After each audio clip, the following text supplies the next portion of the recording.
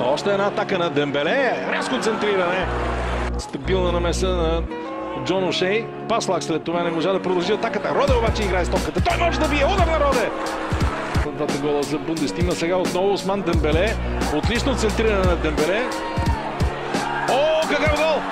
Отлична игра на Осман Дембеле. Погледнете какъв спринт. И центрирането остана Адриан Рамос под топката, но тя точно в дъгата. И той с плътен удар с левия. Добро подаване в коридор на Джон Ошей. Ще бъде ли това изравнителен гол? Не. Да видим. Не. Гледаме още веднъж. Да, с левия си крак определено. Вайденфер.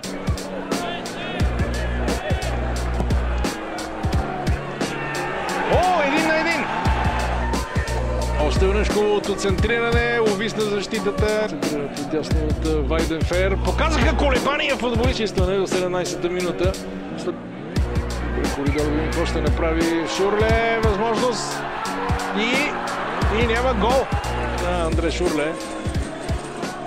Но запази хладнокръвие Ван Ахъл.